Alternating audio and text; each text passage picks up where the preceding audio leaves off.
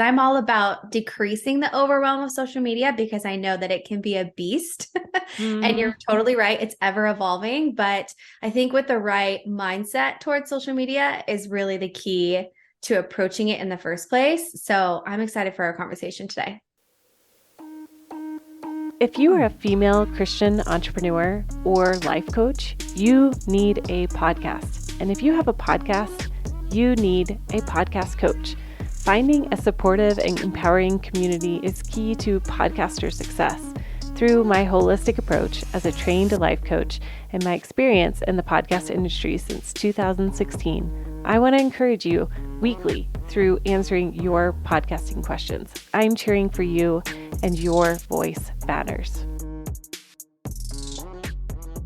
Hey, everybody. Welcome to Holistic Podcasting. I am your host, Kristin Chadwick, and today we have another amazing guest. Welcome to the show, Mandy. Thank you so much for having me. I'm excited to be here. Yes. Okay. I have to introduce you because that was very Yes. quick. Like, come on in. It's like you've done this before or something. So Mandy Emerson is the host of the Fierce Social podcast. She has been a content creator for over 10 years, right? That's right. Yeah. Yeah. And you guys need to go follow her. Like right now, I want you to pause this episode. I want you to go on Instagram and I want you to go follow her because she has so many tools. She has two Instagrams. So one is the Fierce Social podcast or the Fierce Social Society. There we go. And then her name, Mandy Emerson, because both of those are going to provide so much value for you as a podcaster in your social media strategy. So that is why I invited Mandy here on the show, because Lord knows all of my podcasters need some social media help. And I do too. And I feel like it's ever evolving.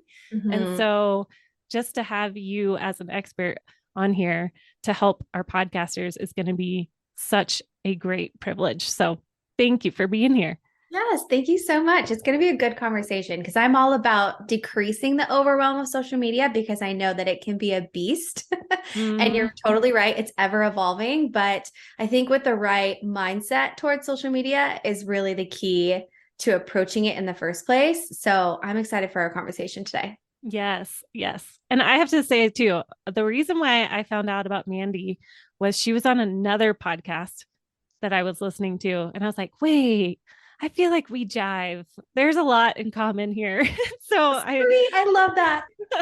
so I found your podcast, the Fierce Social Podcast, and started eating it up. And so I first want to start with that of Yeah, you have a podcast. we And do. so with all of my podcasters that are listening, I know it's fun to hear people's story of how they got into podcasting. So Yeah. share that. Yeah, it's probably not as like fun as maybe some other people's, but I just knew that it was always on my radar to have a podcast. That's really what it comes down to is I've going back to the comment you made about being a content creator. That all started back in my YouTube days. Yep. Even before that, I was on, and the reason I got into YouTube was because I had come off cruise ships. I actually have a background in performing arts. So I like to say that I traded a physical theater stage for a digital stage, basically. And I was coming back from a Australian itinerary, so my time zones were all messed up, and I was up one night really late, and I stumbled on these like beauty tutorials and videos. And yes, I liked makeup, but I was no makeup artist. But all of a sudden, I decided in that moment that I was going to be a beauty blogger for some strange reason. That's But awesome. what I fell in love with was the actual content creation process. So that was really the start of my content creation journey was with these YouTube videos. I liked the editing. I liked the storytelling that you could do. And this is well before all storytelling really was even popular as it is today. So podcasting, when I started this business of the Fierce Social Society back in 2020, so I'm a pandemic business, as I like to say, it was just always on my radar that I wanted to be able to reach people in a bigger capacity and also nurture the people that I have. Cause I know that podcasting can be a really great strategy for growth and exposure, but it also can be really great just for nurturing and having conversations that even though when I'm recording them, it's just me, myself, and I, but I really like to imagine that I'm sitting across, just like I kind of am with you, Kristin. Obviously we're on Zoom together, but Yeah. it's kind of like I'm sitting across from somebody and just having a conversation with them. So it's just another way for me to extend that reach to the people that I already had. And then if new people came along, that's even better. It's kind of a bonus. Yes, that's so good. And something that I did want to hash out, like, how have you seen the podcast help grow your online business? Yeah. If anything, it has strengthened the relationships that I already had established from social media. So again, it was just that next level of connection with people. Mm. So it was a lot of my episodes, as much as I want to be structured and organized and like bullet points, and I'm so not that person. I have the title. I have like 3-4 titles that I'm running with today. And it's so conversational, but that's just so my vibe. Like that's my thing. I'm just more conversational. I guess I like to be a little bit structured and have an idea, but go with the flow. So I would actually say that it's been I would actually say the smaller percentage is growth and exposure to new people. I love being on other people's podcasts, but I would actually say how it's grown my business is with the people that I already had that were already in my sphere. Maybe they were newer, maybe they were just kind of hanging out in the wings. Don't we love those people that they follow us for so long and they're like, okay, I listened to your podcast, now I'm ready to jump in. You're like, okay, great. Yes, totally. So if anything, it's just strengthened those relationships I already had. And that's the most important thing to me as a coach and as a mentor, that those connections are really strong. Yes, so, so true. And this is a conversation that I have a lot with potential podcasters and not yet podcasters, as like I say, and that you're developing that know, like, trust factor. And Totally. it's just another way of really getting into the ears and the space of your listener. That's such an honor and a privilege to hold space for 20 minutes, 30 minutes inside of somebody's brain as they're listening on their AirPods or doing chores and doing all these things. So yes. Oh, that's so good. Okay. So I know my podcasters and myself, we have a lot of social media questions. Yes, so, I'm ready. Here we go. Yes, let's go. All right. So number one question is, what is the best platform? And how would you discover which is the best platform for your audience? Oh, this is such a good question. This is actually such a fundamental question when you are approaching social media for your business, because it very much depends on your business type, whether you're an online brick and mortar service-based, product-based, or maybe just kind of everything in between. But then also, who's your demographic? Because I think we know at this point, some social media platforms are geared towards a certain audience member, whether their age, gender, or even what they're after, what they're trying to learn. So Instagram is pretty universal. So is Facebook. I would say that TikTok is definitely heavy in the Gen Z generation. I would say there's a heck of a lot of users. I mean, it's just trailing Instagram by, I want to say, a few million. And I know people are like, a few million. Well, if you think about it, Instagram has been around since I want to say they were actually the result of a previous recession in 2008, I want to say 2007, maybe. Okay. And they really came to fruition in 2010. So they've been around for 13 years at this point, versus TikTok's only been around for a handful of years, really blew up in the pandemic. So when you think about it, how many users each platform has, and they're pretty close to each other, that's, really saying something. Instagram is definitely a bigger beast in its functionality. And I think it's wisdom. If you were to look at Instagram as a person, it's definitely wiser. It's a little bit more experienced, but Instagram and Facebook are probably the most universal for businesses. But then let's say that you have more of an educational type business where you're teaching things. YouTube would really be a great platform for you, or Pinterest, depending on what you're teaching. If you have more of an entertaining type business where you're providing some kind of entertainment value, maybe TikTok is a good place for you. Instagram's definitely. So I would say Instagram, Facebook, can't go wrong with either one of those for a business. But if you were to tackle another platform, if you wanted to, Podcasting is obviously a really great industry for that because people, I can't even tell you how many people say when I ask what podcast they listen to, and it's always like true crime. It's always something like entertaining or like pop culture. Yeah. Definitely an educational space too, but TikTok might be a really great platform for that as well. But yeah, it really does depend on your business type and your demographic of who you're going after. For instance, too, I will give this example. If you are a brick and mortar and you sell products, Pinterest may not be the best platform for you because it is very educational based, inspirational, right? We go to Pinterest to find outfit inspiration, room decorations. I'm going there right now for nursery themes, right? So it's more inspirational driven and a little bit educational. And yes, you can shop from there, but it's not necessarily known for its shopping feature. If that makes sense, you would want to be on something like Instagram that's turned into a shopping feature, or even Facebook. So again, I go back to, it's dependent on your business type, what you offer, and who you're trying to target. Okay. That's so good. And it's very much like what I have shared with podcasters of where is your audience hanging out? How old are they? What do they like to do? And so I would love your opinion on that. Like as a podcaster, what is, I guess my question would be, if somebody is trying to figure out what is the most bang for my buck as a podcaster, where do I promote my show? Yeah. Okay. So I'm actually going to give you my entire workflow. Okay. Because podcasting, when I record a podcast, that piece of content in of itself gets broken up into a whole bunch of different pieces. So get a pen and paper because this is going to be real good. This is going to be so efficient and effective for your time. So always take video when you're taking audio. Always. When you're recording like this, take video, right? I usually try and stay like in my branding colors. Like I have days that I'm camera ready, I like to say, when I'm to record, and I try and do a couple if I can. So what ends up happening is that audio obviously goes to the podcast. Little snippets can then be broken up into little audio bites. The video will go to my video editor and he will edit the long form of this. It'll go to YouTube. And then he will break up little pieces that will become reels, or in somebody else's case, maybe TikToks or YouTube shorts, or even pin ideas if it's applicable to that platform. Okay. The audio also at the same time will get transcribed into a blog.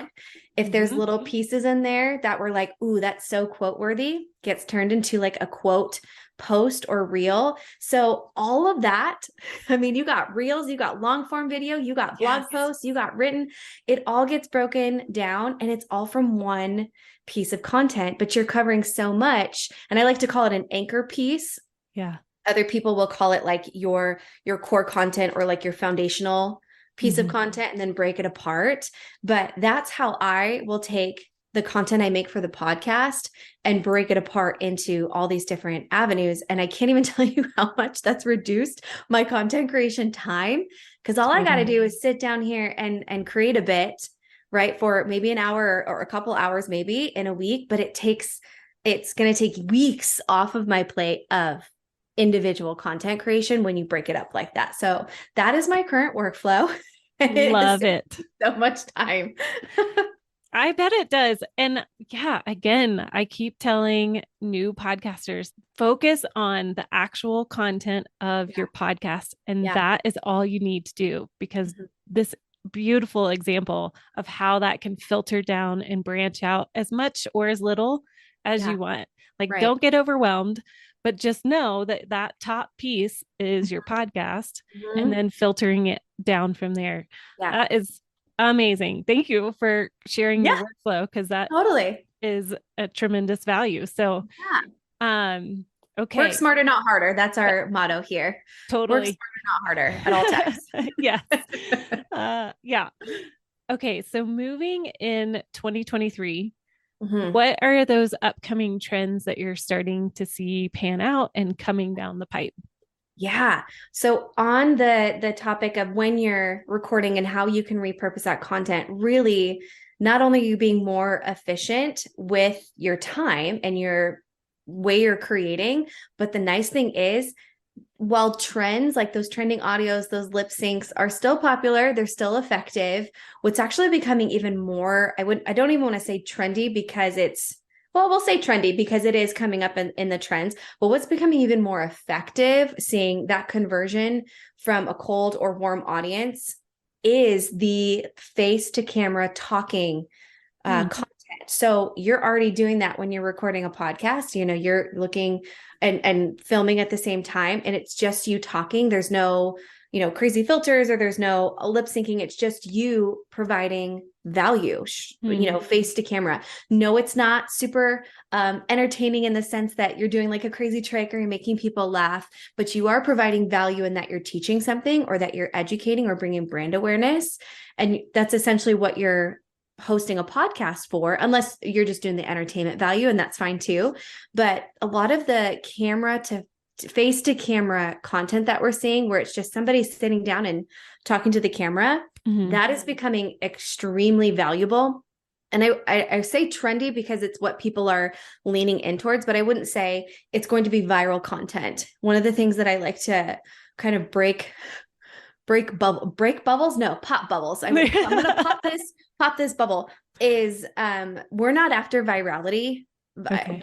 Viral content is great, but a lot of the times, if not most of the time, it is not duplicatable. It's not predictable. It's not something that you really can rely on, if at all.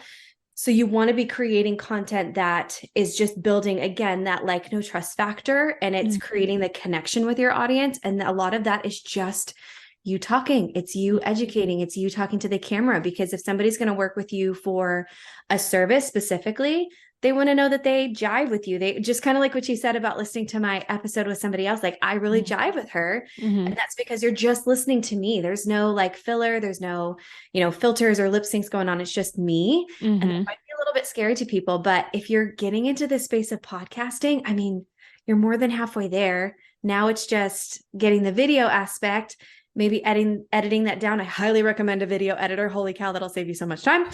Right. And oh my gosh, I love my video editor so much. Yes. But yeah, that type of content. And we're seeing kind of a de-influence movement where it's less of the like perfectly curated, beautifully put together. I mean, I still love me a good aesthetic feed. If the colors are all correlated, if you're using the same editing feature or whatnot, that can all stay the same, but less of the pure, perfectly curated and more of the real and raw. That seems to be really coming to the forefront of more authenticity, just more real, more honesty. And that's all really good news, because I think a lot of times as business owners, we're like, I got to put on this facade, or I got to be goofy or outgoing. And really, you just need to be yourself. I know people hate that advice. Yeah. But it should be a relief to hear like, okay, I can just be myself and grow my business and book clients, or, expand my customer base. Yeah. It takes the pressure off of performing and just be. Yeah. Right. That's so good. Okay. So I can totally I hear specific people in my brain saying, what if I don't like to be in front of the camera? That's why I chose podcasting. So I don't have to be in front of the camera. Okay, great news. There's a really fun way to go behind that. So my brain would think the audio files that you can use, you can actually really get creative with your editing. You can actually get clips of they're called stock photos or videos if you wanted to, or it could just be the text going across the screen of what you're saying. It could just be that. A lot of people have been doing where they do set up a camera, but it's over here to the side. So you're not looking at it straight on, and you're just talking to, your computer screen, and your phone's off to the side where it's just capturing you recording. So you don't necessarily have to worry about putting on or being in front of the camera. It's more so just capturing the behind the scenes of it. So you can totally get creative without you being in front of the camera. I will say that is probably another trending thing, is getting in front of the camera, but not in a big, like, show-stopping way. I mean, right? Like you and I are just in our offices recording this. It's not one big production. I got my microphone, you have yours, right? It's not all the lights and camera action, whatever. Right. But you can get creative with it, with while still pushing yourself out of your comfort zone a little bit. Okay. I would challenge people to try it. Right? I like how I like go up in intonation, like I would challenge you maybe? Like question mark. Could you? Would you be willing? Maybe just give it a go. It's a soft lead into that invitation. Yes. Right. I think everybody can do it for sure. And you really just don't know what you're capable of until you give it a try. And if you hate it, man, at least you tried it, right? At least you can say like, that's not for me. And okay, let's get creative with something else. Yes. Yes. I love that. Okay. This is so good. Okay. Yay, good. All right. More questions about the podcast post and like promoting. Yeah. So say you have a new episode that comes out on Monday. I've heard, and I don't know, I mean, I assume this is accurate. There's a 72-hour window of engagement or higher engagement in your episode listenership if you post within that 72-hour window. Do you know if that's true? So are you saying like 72 hours like on Instagram? Yeah. Mm-hmm. Well, so what we've learned about Reels is they do have a longer shelf life. Life. That's a weird way of saying that. But they do last longer as far as reach. It is all very dependent on what you're talking about or your niche specifically. But again, I go back to those types of posts where it's more so like this, it's podcast, it's a face to camera. The majority of those posts will probably not go viral, but it will still get in front of the right people. If you're creating those reels effectively, and what I'll get into what that means here in a second. But I kind of want to just set the expectation that those reels will probably not like get tons and tons of views. They absolutely may, but it's not something I want people to bank on, right? Because you're stripping down just to the basics of either educating or brand awareness, or you just had a really great thought in there that's going to make somebody go, ooh, that's interesting.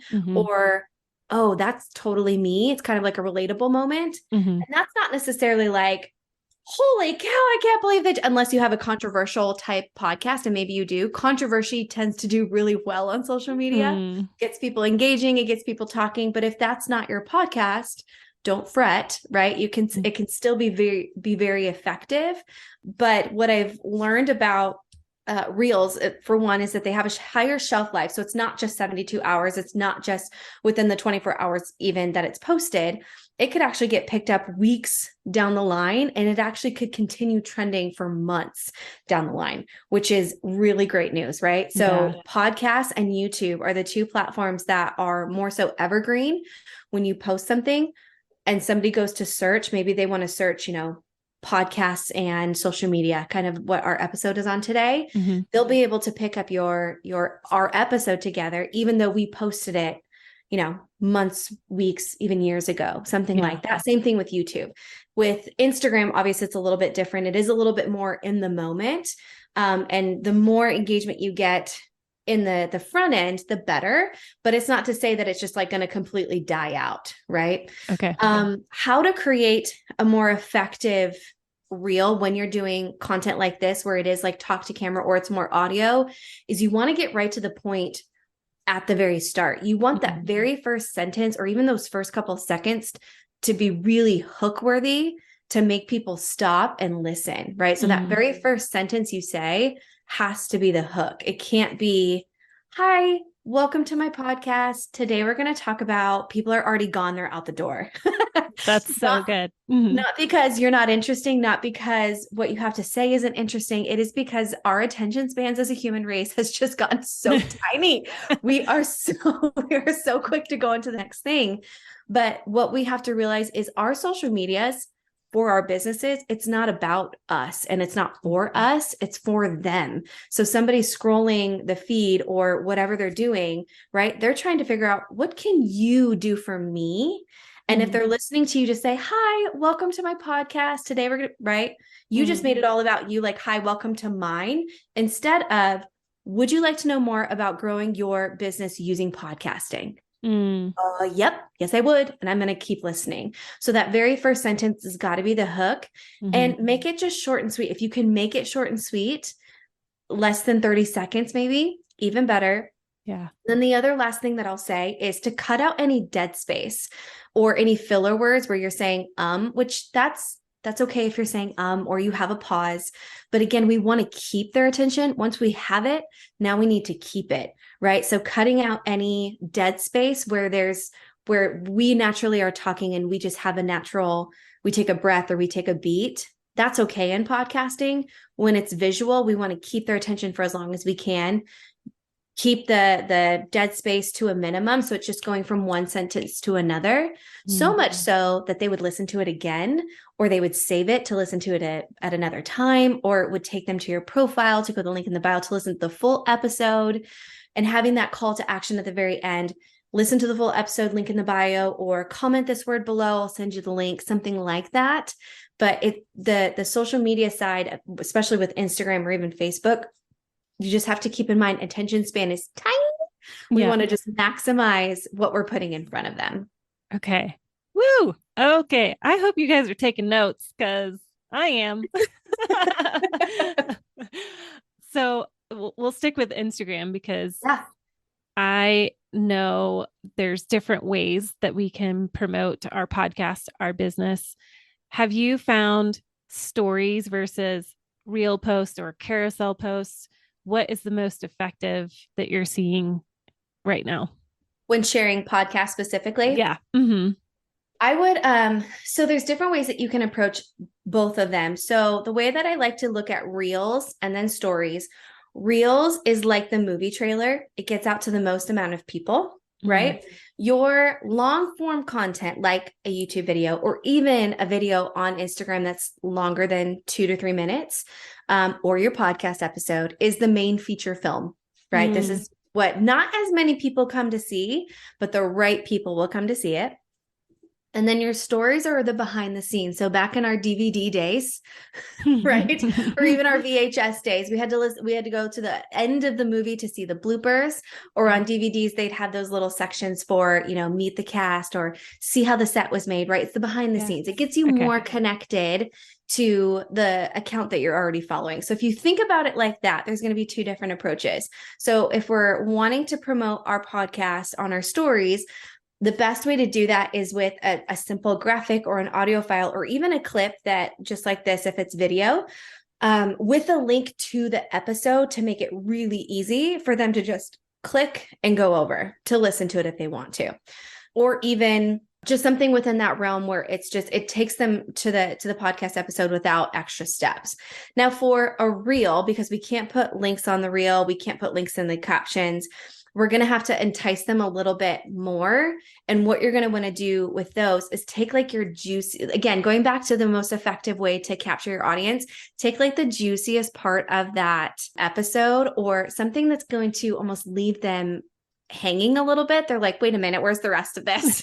Okay. Right. That they will then take action. Because the hardest thing is when they're watching reels is for them to take those extra steps to go to your profile, to then click the link in the bio, to then go to another app. Most of the time, a lot of people aren't even willing to do that. Instead, have them comment a word that's that kind of opts them in, not necessarily to listen to the full episode, but more so, what do you think about what we just talked about? Or are you, trying to get into podcasting for your business, right? Or comment the word podcast below and I'll send you my checklist. So it's more so getting them to opt in to your sphere than it is to opt in to listen to the podcast, if that makes sense. Yes. And by opt into your sphere is we got to get them to follow us. If these are brand new people, we want to get them to follow us. We want to get them to subscribe. We want them engaging with us and connecting with us, versus on stories, they've already opted in. They've already followed. They're here for the content. So they're here to get more from you, versus our reels, we're pitching to a cold audience most of the time. So we want to get them to opt in the most simple way possible, which is maybe just comment your thoughts in the comments below, or has this ever happened to you? Or do you have a favorite podcast that you like to listen to? Really simple call to actions or CTAs that just get them talking, get them conversating, or to get them to opt in, basically. Okay. Wow. Okay, seriously, I'm like typing out furiously. Good thing this thing is recorded. That's right. I can go back and listen. So, okay, I love what you said, that reels, really thinking about reels as your cold audience. Mm-hmm. Your stories are, they're already in your community and your sphere. Right. So good. Okay. So we're going to hone in even more, zoom in even more. One of the things that as a podcaster we can face is it can get lonely because you are talking into a mic. And even if we're doing a Zoom, one to one, we're still, there's no immediate feedback. And so I know as a podcaster, as other podcasters who we produce and coach through, there can be a little bit of a, is anybody listening? Yeah. So Yeah. I'm always looking for ways to, how do we create real engagement through social media? I know that social media gets a bad rap sometimes, but I swear it's can be such a great tool to engage with our audience. So what have you found with Instagram or Facebook that has been the most helpful in really pulling out our community to engage? Because there's those looker, what are they? Looky Loo. There you go. Yeah. Our little nosy Nellies. Yes. Who may never comment on anything, but they are faithful to the end. But how do we get them to comment or react or respond? Yeah. It really is a matter of including them in the conversation in the most simple ways possible. How I've found to do that. So a couple of ways is in your stories. Once you get them to opt in, really, because like we kind of said, once they're opted in, once they're in your sphere, now it's the task of getting them to engage and talk back to you. And really that is with the most simple of questions, conversations, but it's including them in the decision making sometimes. So one thing that I've actually done for planning baby boy's nursery is I've invited people to give their thoughts and their opinions or maybe their suggestions on nursery themes. Super simple, has nothing to do with my business, but it's still connecting them to me because at the end of the day, I am a human. We're all human, right? We're all doing human things, right? Yeah. And that is still a really easy way to include people in on the conversation, but not in a tell me who you want on the podcast. Like most people are like, I don't know. But what if you routed it as, would you like next episode to be on entrepreneurship, social media, podcast guesting, or like something really specific? So with whatever it is in your niche, right? We can actually see that on social media posts too. People will say, do you want a post to go up tomorrow on how to go live or how to get confident in front of the camera or hashtags, whatever, right? Ongoing conversation about hashtags. It's never ending. Right? But so you could have all three of those posts ready to go. And now you're just getting the input of your audience. And it's just a simple little yes, no, or what nursery themes have you seen that are really cute? This, that, and the third. But it's just making the answer that they have to give really simple, if that makes sense. So instead of, what episode do you want me to touch or topic do you want me to touch on? Give them parameters, give them options, because then it makes that decision making so much easier. And once they start with those baby steps, then the conversation, like the floodgates just like open up and they're like, blah, blah, blah, blah, like word vomiting in the DMs, which is what we love. We not do. Word, not vomit specifically. So sorry for that word, but word spill it, waterfalls. I'm going to say word waterfalls instead, but just including your audience in on the conversation. Okay. And a way that you could actually do that really creatively with your podcast is I will actually stream some of my episodes into my free Facebook group, or I'll go live on Instagram and say, at the end of this episode, I'm going to take your questions live on Instagram. So if you have any questions that I'm going or you're thinking about, put them in the comments.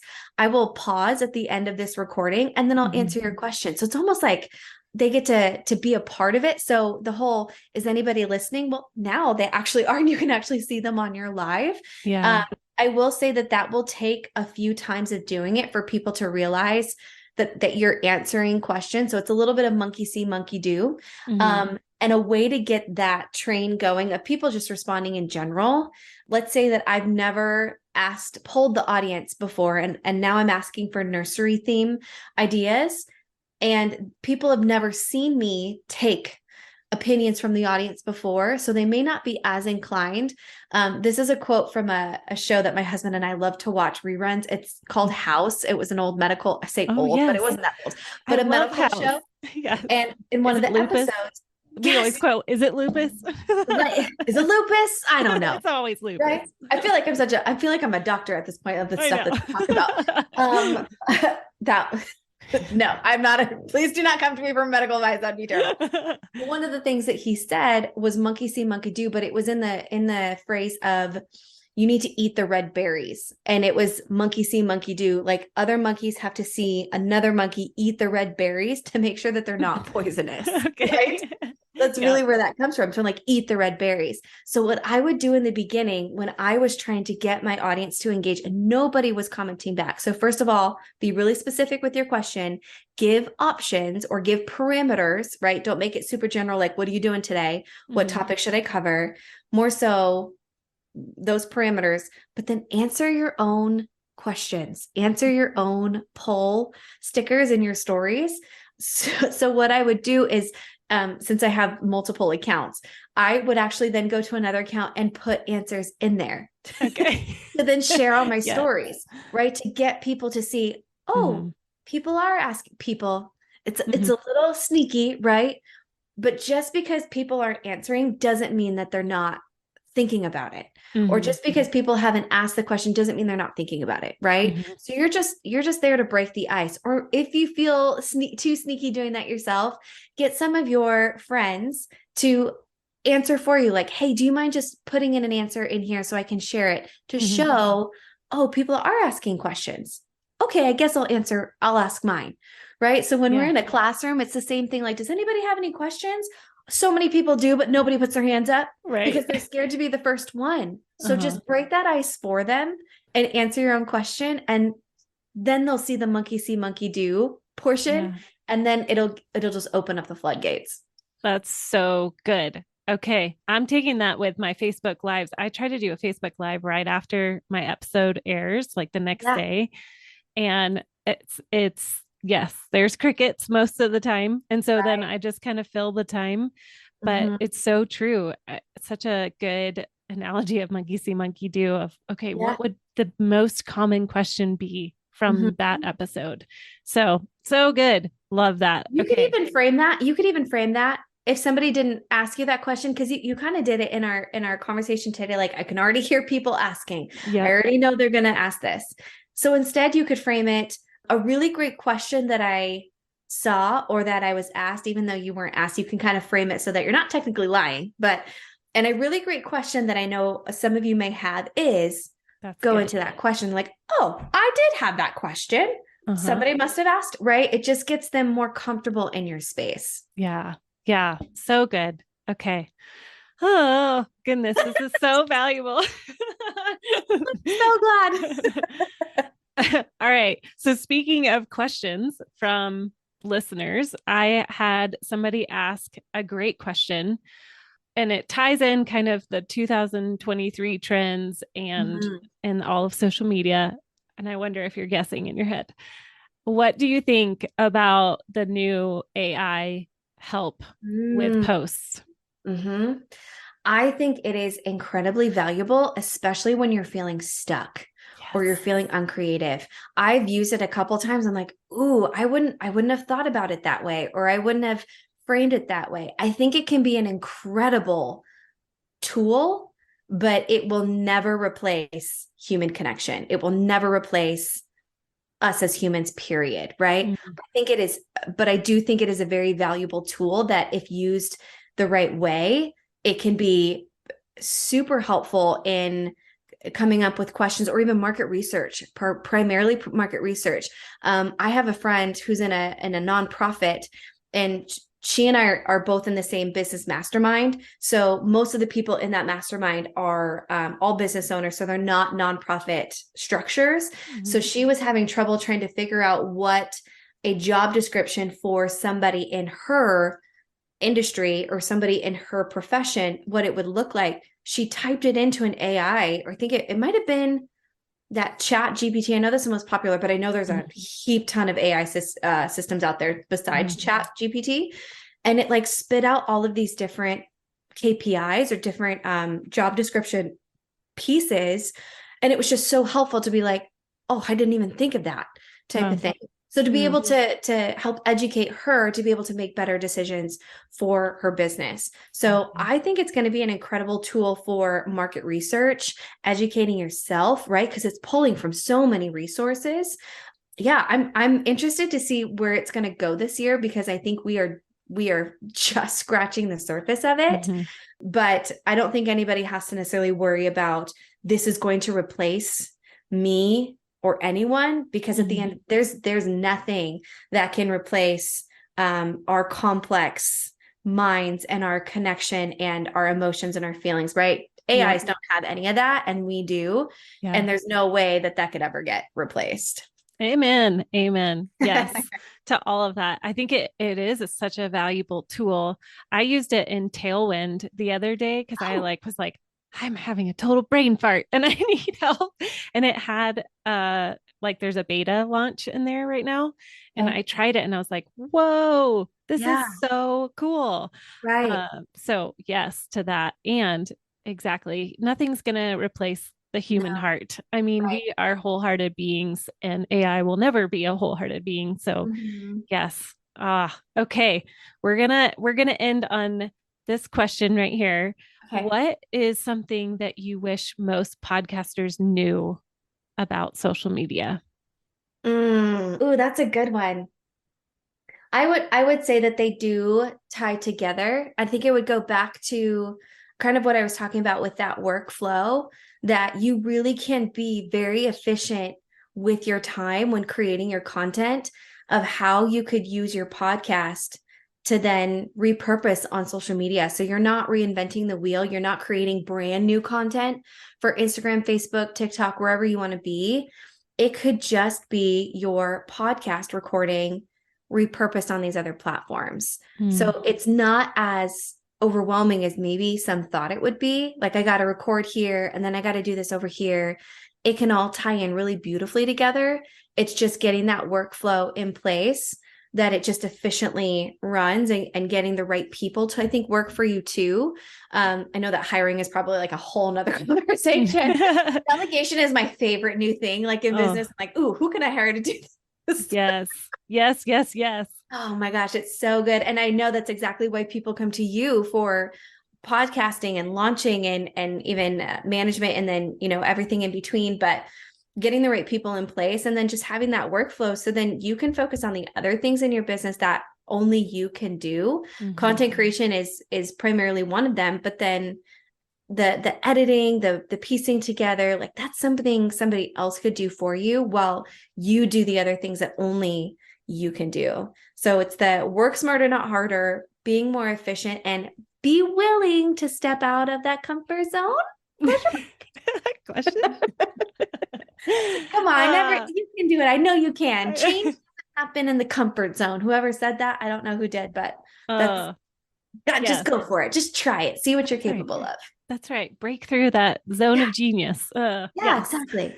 Okay. So speaking of delegation, I would love for people to know where to find you. And I mean, if you didn't hear all the value that she just brought on this show alone, oh my gosh, she has a course right now, right, that you're doing that could be so helpful to many of my listeners, if not all. And speaking of that delegation, so I'd love for you to talk about that and where else to find you.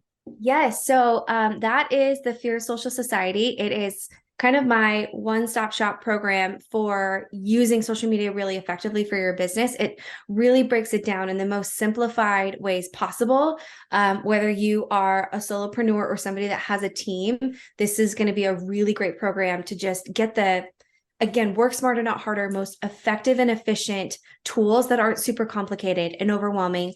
And it does come with a community, because you just can't do stuff. You can't do this alone. You can't do podcasting or entrepreneurship, business ownership. Like that's hard. Even being a mom, as I'm going to start to step into that this summer, you can't do it by yourself. It takes a village. So that is all wrapped up into one beautiful program. All of that information, along with a few freebies. I do have my best freebie is 25 real ideas for your business. It does not rely on trends. It does not rely on, any audios or lip syncing. These are things you can make right now in your business. So those freebies and more on my program of the Fierce Social Society is going to be in the link in the show notes, which is just thefiercesocialsociety.com/podcast. Awesome. Thank you so much, Mandy. Yes. You are a gem and just a delight to have on the show. And I'm sure I would love to have you back on maybe in like 6 months or a year and just hear the latest. So thank you so much. I would love that. Kristin, thank you so much for having me. This is such a good conversation today. So thank you again. It's been a pleasure.